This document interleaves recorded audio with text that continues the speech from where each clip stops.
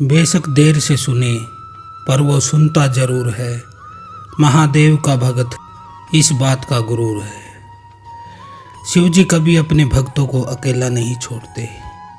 वो तो पल पल आपके साथ हैं, कभी आपसे दूर गए ही नहीं। हालांकि आप ही उनसे पीठ किए खड़े हो, आप आंख बंद करके बैठे हो।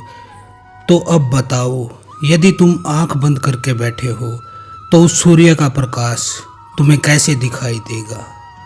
सवाल ये नहीं कि ईश्वर है या नहीं, उसकी सत्ता है या नहीं।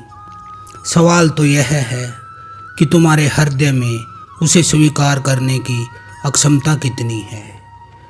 उसे स्वीकार करने की तुम्हारी ताकत कितनी है, तुम्हारा धैर्य कितना है, तुम्हारी श्रद्धा कितनी है, तुम्हारा भाव कितना है। जितनी तुम्हारे हृदय से उसकी याद की सुगंध उठती है, उतना ही तुम पाओगे कि वो तुम्हारे भीतर ही बैठा है।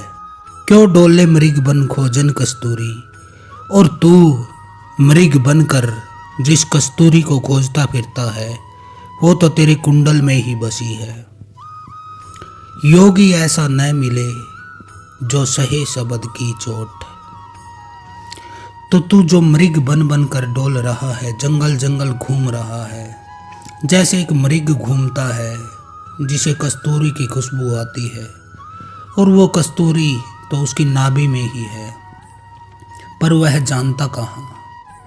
उसकी तो आंखें उस तरफ से बंद है और वो डोलता फिरता है, जंगल जंगल घूमता फिरता है उसे ढूंढने के लिए। तो योगी ऐसा न मिला जो सहे शब्द की चोट। और गुरुदेव कहते हैं कि ऐसा वीर न मिला जो गुरु के शब्द की चोट हंसकर सह लेता है, जो परमात्मा के प्रेम के बाण को अपने हृदय में झेल लेने का साहस करता है। क्योंकि जब तक मैं है तुम परमात्मा को न पा सकोगे। जहाँ मैं गिर गया, अहंकार भाव गिर गया, लोभ और कामना को तुमने विदा कर दिया, फिर एक क्षण की भी देर नहीं। वो तो सदा से ही वहाँ था, तुम ही भटक रहे थे मृग बनकर जंगल में। तो गुरुदेव कहते हैं तू जो चाहता है तुझे वही मिलेगा, पर एक बार तू उससे मोह छोड़कर तो देख। एक बार तू उसके पीछे दौड़ना तो छोड़, क्योंकि जितना तू दौड़ेगा, उसके पीछे भागेगा, वह और आगे आगे दौड़ता जाता, वह और आगे आगे भागता जाता। संसार गच्छति अर्थात संसार चलने का नाम है। वह ठहरता नहीं, बदलता ही जाता जैसे नदी की लहर। तुम खींचो उस पे कोई लकीर, तुम लिखो उस पे अपना नाम, तुम लिखो उस पे अपनी कामना, तुरंत मिट जाता। इसलिए लोभ और कामना से विमुख होकर तो देखो, इन दोनों का तुम अनादर तो करके देखो, फिर तुम्हें शुद्ध रूप में वही मिलेगा, वही मिल जाएगा जो तुमने कभी चाहा था। तुम वैसे ही हो जाओगे जैसा तुम्हें बनना था, जैसा तुम बनना चाहते थे। तुम्हें वह वस्तु मिल जाएगी जिसकी तुम इच्छा अपने मन में लिए बैठे थे, लेकिन एक बार उससे विमुख होना पड़ेगा, उसका मोह तुम्हें छोड़ना पड़ेगा, फिर तुम्हें वह मिल जाएगी।